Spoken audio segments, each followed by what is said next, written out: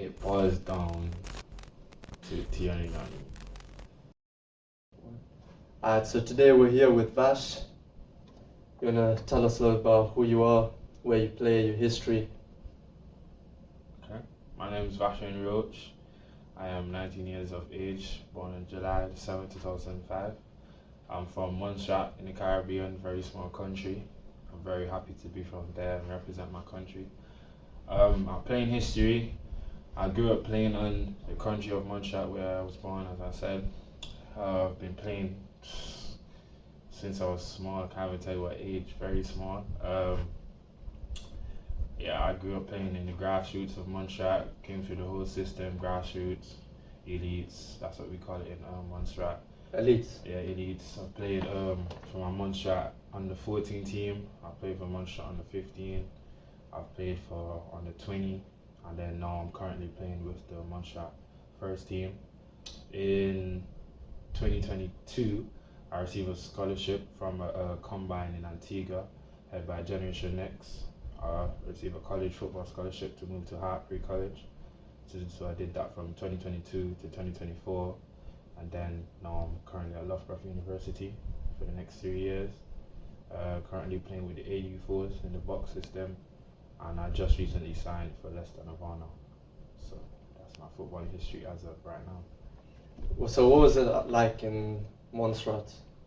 I mean, what was the level like, and what was the process of you getting like into the youth national team? Mm-hmm. And then also you said there was a gap. You said you went from U15, but then U16 you missed out, and then you went back into the U20 squad. What happened in that timeline? Answer that question first. Well, playing in Montserrat, because the country is so small, we don't really have the numbers to make up, I guess you could say, the whole U16, U17, those type of teams. And in a matter of fact, I was supposed to be with the under 17s, but that was a COVID year in 2020, so that tournament never happened, which was unfortunate, I guess you could say. So then, I think under 15, that trip was in 2019, and then obviously we'd have under 17 in 2020. COVID happened, so then the next trip was under 20, which was in 2021, if I'm not mistaken. So but playing in Montserrat, I don't say it wasn't the most competitive, I'd say. Obviously, everyone grows as a footballer, their experiences is different. But I think my coach played a very huge factor into getting me to where I'm at today. I know he wouldn't want me to mention his name, but I'm going to. Mr. George Dublin, very, very impactful coach in my life. He's got me to where I'm at today in my football career, and I thank him a lot for that. Like for me, I think coaches are such a big aspect. Like for me, I had some really good coaches back in Kenya. Like I feel like good coaches is so subjective because they bring on different things. Like for me, for example, it took one coach to believe in me, and then to believe in myself, and then that's when I started playing proper football. Funny enough, I started listening to Afro Gospel. Telling you, bro. And I wouldn't lie, I think I just connected with it really well. I was doing IB for school, and it's quite rigorous. And one of my friends took me to his church, and they were having this conversation, something about your first love and with God and stuff. And I was like, damn, I've really fallen off with my faith and stuff like that. I'm not a Christian, I'm a Jain, but still, you can always pick things from different religions, whatever. I'm open to learning new things. Started listening to Afro Gospel, I just felt hella energized. I feel like there's a misconception in the world where Christian music is just seen as gospel, slow type of melodic music. But in 2025, over the recent years, we have artists blowing up in America and England, playing. You could listen to music in different beats, different genres. It doesn't have to be this gospel music to give you Christian artists if you want Christian artists. But why don't you tell the viewers? Right now, I could give you my top 3 right now. I'll say Alex Jean or John. I'm not sure if I'm pronouncing it right. Alex Jean. Keyshawn Boone. I gave you Callum Gordon. I'll do that to you, man. I have many more, but I give it that to you. Right. Yeah. I'll have a listen to them back. Trust me. It's worth it, man. It's worth it. At dinner with one person, dead or alive, who and why? Dinner with one person, dead or alive.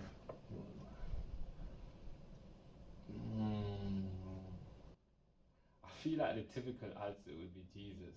In all honesty, let's be honest, Bro. I would not mind a dinner with Jesus, but let's say... In my head I was thinking you're gonna talk about like some footballer or something like Realistically, Ronaldo or though, someone. like, but if you Jesus want to, like, just let's flew say over a my person. head. Let's say a person, because Jesus is not a person, to clarify. A person that's alive, dinner with. That's a good question, I'm not gonna lie. Sergio Busquets. Why? Mr. Simplicity. I think I just want to get tips from him as I'm a CDM, such a defensive midfielder. I think I just want to learn tips about him, get to know him as a person as well, because sometimes it's just bigger than your sport as well. It's who you are. Yeah. It's who you are, as you said. So I think I get to know him, and then also probably just gain a few tips, listen to any advice he gives me. Yeah. But you'd have to be silky as him in order to survive. I try my best, man. But there's always room for improvement, so I want to learn something from him. Yeah, fair enough. Yeah, I think that'll be my answer. This one, I'm gonna do a little special question just for one of my boys, Lux. Mbappe or Thierry Henry? Who's better? That's a good question. It boils down to Thierry Henry, and it's simply because of what he's achieved. As well, Mbappe's career obviously is not over yet, but because of what he's achieved compared to what Mbappe's achieved, he does well. Can I just say, you have probably sparked like a 1 hour debate with this guy, because he is a proper Mbappe fan. He thinks Mbappe is the best player in the world. As I said, his career is not over yet, so maybe it'll change. Yeah, you can't make a final answer to that question, but as of right now, that's my answer. I'm sorry if you know, I'm sorry. Who do you think you play like the most, or who do you base your game off of? That's a good question. I've gotten like suggestions of who I've played like from other people, so I said that first, and then I'll say who I think I would want to, or who I feel like I play like. Yeah. The suggestions I've gotten Casemiro, which I mean fair. As of right now, probably not. I mean, I take Real Madrid days Casemiro. I've gotten Casemiro. I've gotten Romeo Lavia, which Chelsea. He's actually bought to be fair. So I take that one as well. Yeah, I rate him. I used to watch him when he was in Southampton. He's a good baller. Yeah. So I take Romeo Lavia. And the one that I think that I play like is Ryan Gramsford. Yeah. Big name. Yeah. Especially right now. I'm telling you, man. I feel like that's what I play like. Yeah. Fast, ball carrier. Yeah. I've not Caicedo as well, to be fair. But I think, Ryan Gramsford is who I try to base my game off of. Yeah. So, go to skill in the game. Nice. Brexit tackle. No, I'm not a Brexit tackle. I can't lie. Body fence, step over. Everything. Simple. Body fence, step over. Effective. Yeah, that's all that matters for me. Yeah. Yeah, I feel like, especially a lot of young kids, they see all these like skills from like Neymar back in the day. Yeah. Think that's what it takes to become a good footballer, but don't get me wrong, you could make the game a little bit fun, stuff like that, but it boils down to when you get higher and higher, effectiveness over skill. Yeah, because I mean, don't get me wrong, I'm not necessarily playing at the highest level right now, but even when you watch the highest like guys in Prem or whatever, there's a time Alphonso Davies was talking about Muller. If you can play one and two touch clean, could be different class, man. Different player. Yep. Last one. What's the funniest story that you have from your footballing experience with a teammate, team? It's a very deep question. The funniest experience in my football career. Okay. I would have to say it's not like specific like situation, but I think there was away trip. So as I said, from like Montserrat under 14 and under 15, like the youth team. I think I went on a trip, Montserrat under 15. I can't exactly give you the year, probably 2017. I think I went on that trip. I think we went to Miami in America. Yeah, big IMG Academy. I'm not sure if anyone would know what that is. I know of it. IMG Academy. That's where the tournament was. I promise you, you know those at a hotel, 2 touches, 1v1s, just the whole experience of breakfast, just laughing around at the table, just that whole aesthetic of just that away type of footballing experience. I think that whole experience, it was not only like helped us footballing wise, but also it was good to like build a relationship with your teammates, have fun, have laughter, and as I said, the same coach I was talking about, he was my coach then. It's just like that whole experience, I think, was really really good. Because I went Gothia Cup last year summer with my team, and honestly, best week of my life. Telling you, man. Like the amount of laughter. I still remember this one night. Mm-hmm. We got pizzas. Not healthy, by the way, guys. Sometimes it's okay, man. Enjoy it. It's good to enjoy sometimes. I've seen a video of Neil Mope getting fish and chips after a game. He's a professional. I'm getting there. Okay, cool. Okay, but continue. But yeah, we are getting pizzas, and for some reason, whilst we're having the pizza, we went into like a dance battle type thing where guys would enter the circle. I did my, for my boys back in Kenya, my teammates actually, they know I do my infamous Michael Jackson impression. It's not the best, but it's funny. Hey. If you're enjoying yourself, then that's all that matters. Yeah. And you said you moved to UK for college in 2022, came on scholarship. What was like the shock in terms of, obviously here's really high level, even just in the university we're at, very good level. So what was the shock for you, or the difference that you had to adjust, adapt? Okay. I'll say first thing first, a major impact was the weather change, can't lie. In the Caribbean, obviously, it's so much hotter, so much warmer. When I first came over, I promise you, the first 2 weeks was the worst 2 weeks I've ever had. But obviously, we adjusted after a while to the cold and the gloomy weather and that. I'll say, footballing wise, though, I think it was a very big change. Because, as I said, being from Montserrat, where it's small, you know what I'm saying, not so much competition of players, coming to England was just like a whole different type of football that's being played. I feel like, it was a very big change. But as I said, obviously it took me a while to adapt to the game. It took me a while to, get a feel for the different type of football played out here. I think obviously that played a factor into my footballing experience today, being able to adapt to different type of footballing, attributes, different type of cultures of football. I feel like the more adaptable you are, the better player you can be. Yeah. So I think that played a very big factor into my career. But I think the change was very much on the technical side, where in Montserrat it's more of like a long ball and you follow it. More where in England it's more of a keep possession, try to break down the team, and then can we play that through ball, or can we play that over the top ball to slide in someone. So I feel like different footballing style, but as I said, took a minute to adjust, and then from there it was just going up from there. Yeah, fair. Because even me, like when I came from Kenya, for me mine was opposite. I think my technical ability is probably one of my strengths, and I was just very light, very small, skinny, not really.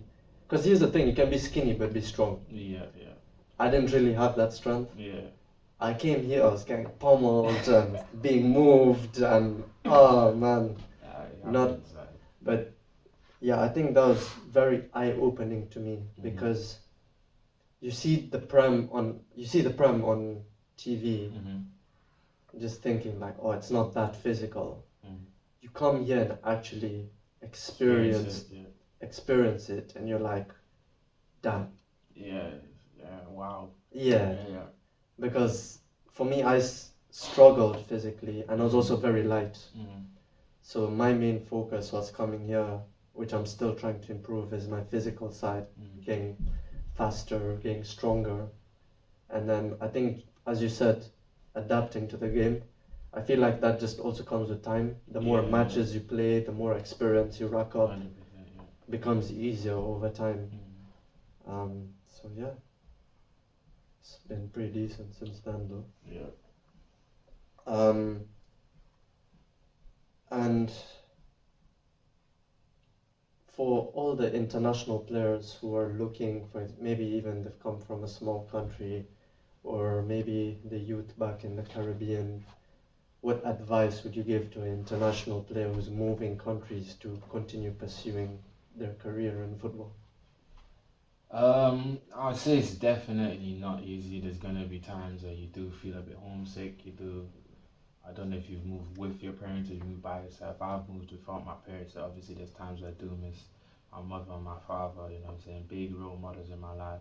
There's times where it's just like, mentally, your game might not be going as well you want to, and it's just you in your room by yourself with your thoughts, you know. I feel like it's definitely not easy. My advice would be, obviously, first off,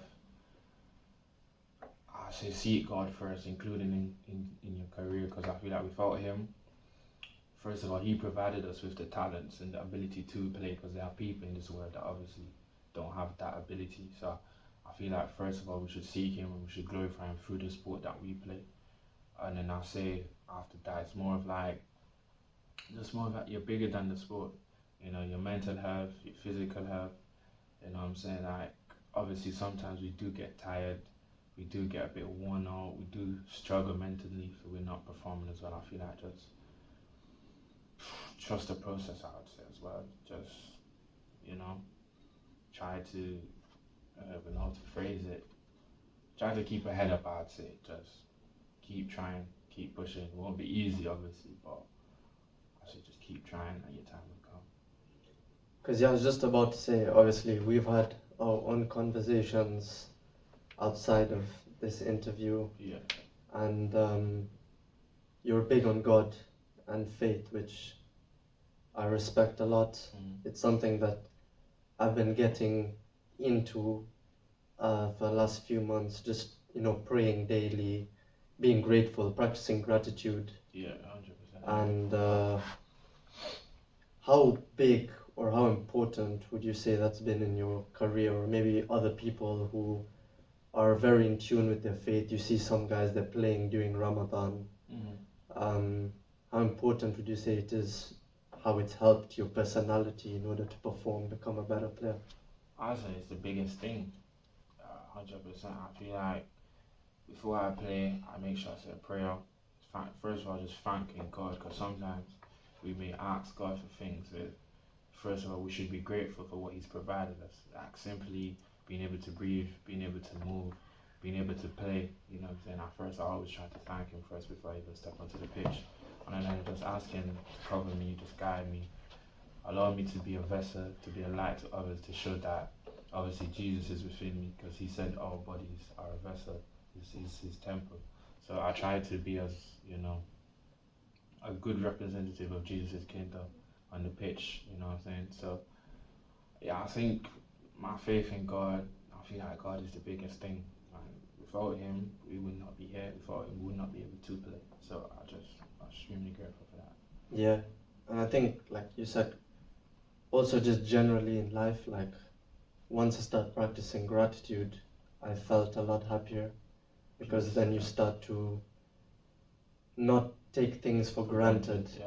because even a small thing, like I remember just today, in fact, I was walking back into the campus, and both the lights that I would normally have to stop at turned green for me, so I just continued walking without slowing down.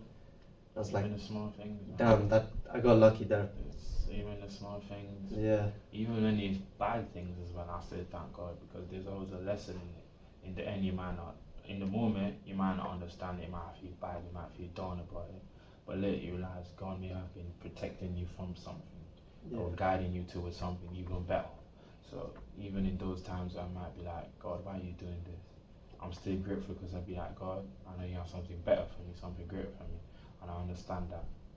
So yeah. I was just having a conversation with my friend the other day, and they mentioned to me that if God took away something that you never imagined losing, He can give you something you never imagined having. Very same, to be honest. So that's when it clocked, like, everything that's done, there's a reason for it. There's a reason behind it.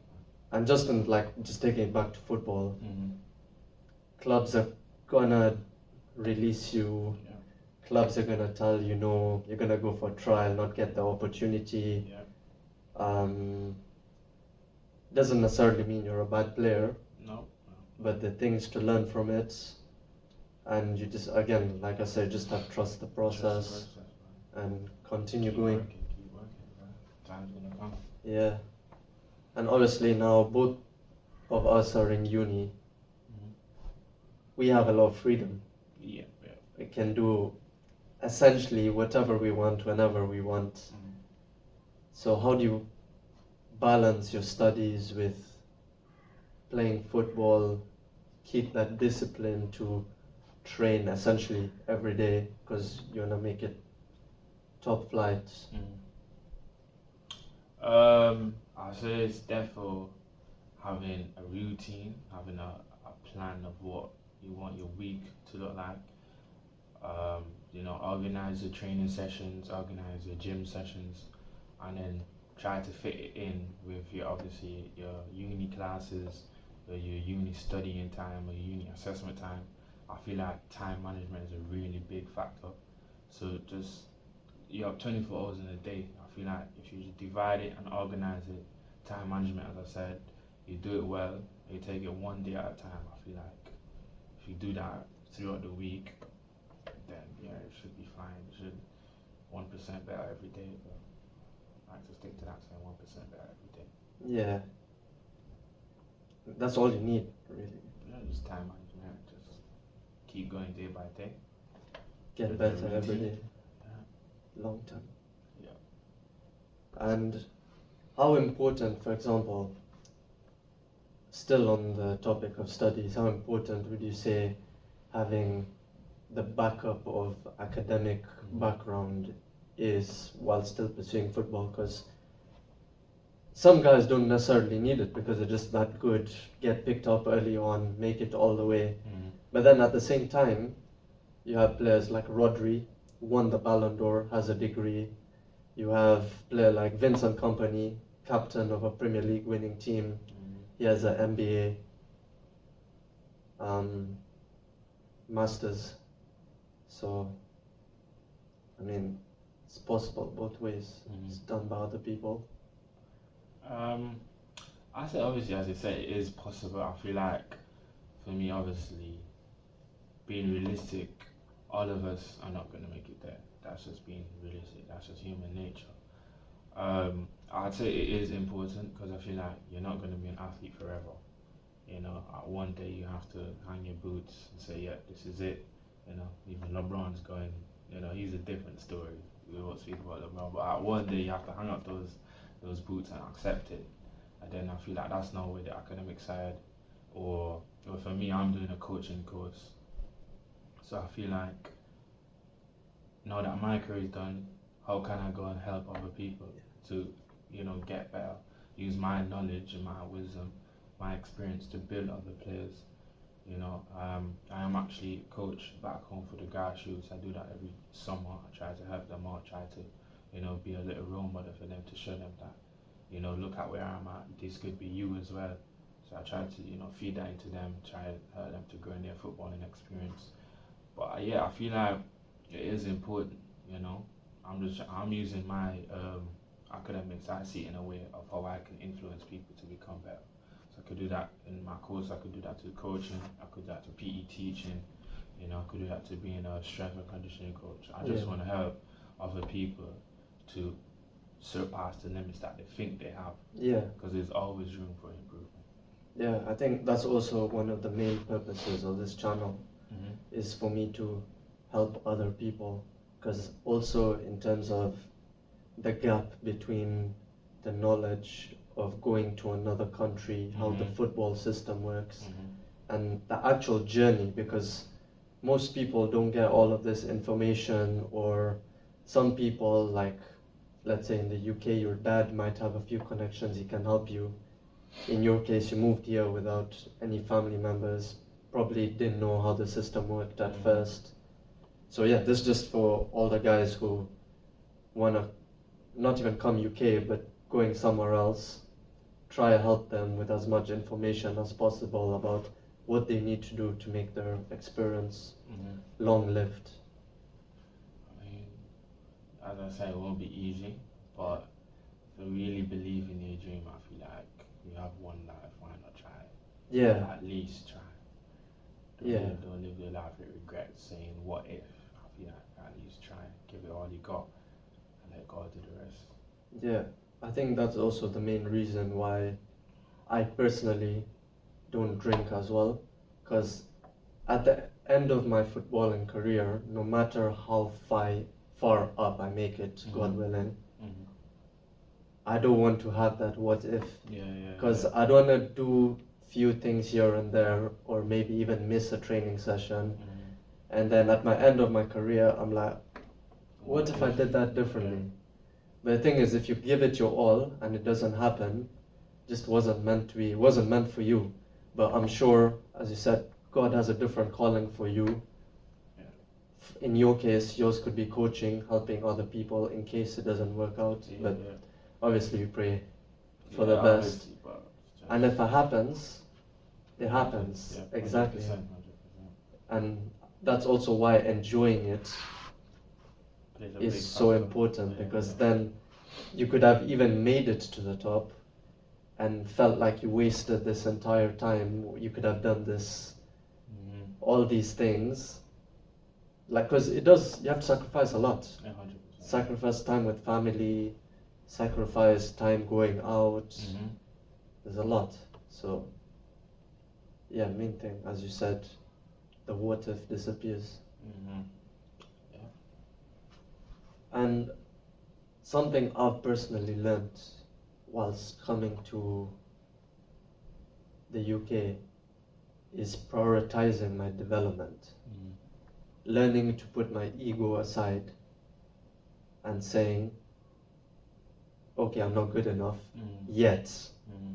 Because the truth is, there's certain levels that you're just not yet there.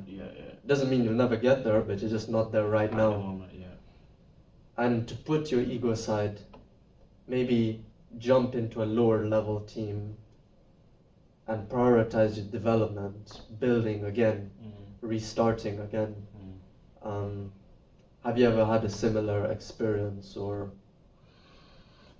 I feel like every footballer had that, little, what's the word, that little thought, or that little question of, should I do this or should I do that? Should I play in this team or should I play in that team? I feel like every footballer is going to go through that at some point in their career. And yeah, I've definitely experienced it. Playing at a team where I felt like, realistically, I possibly should be at a higher level.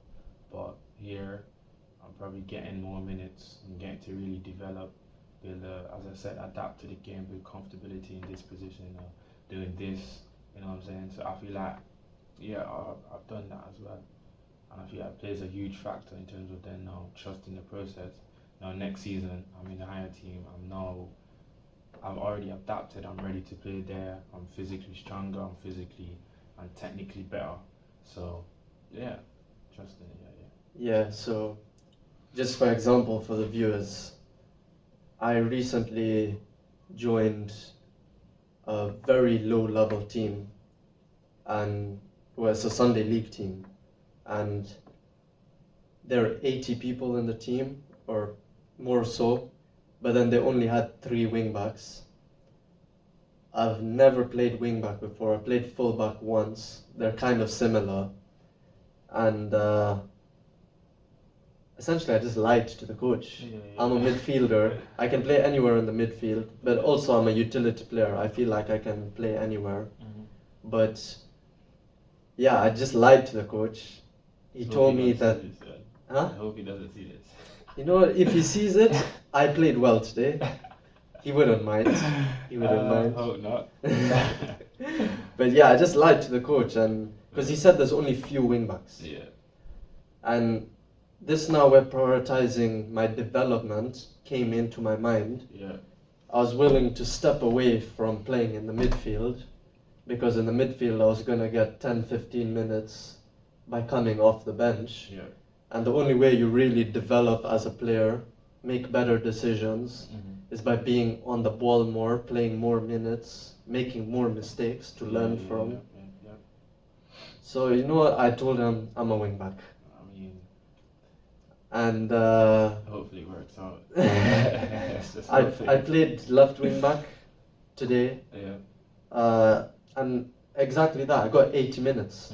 If I was a midfielder, if I told him I was a midfielder, You got 10. I would got 10. So, hey.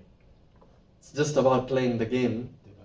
And I feel like also you should enjoy that. Because at the end of the day, you guys play football to enjoy football. Right, yeah. It doesn't necessarily matter where you're playing when you're still learning. As long as you're playing the sport and having fun, that's all that matters. 100%.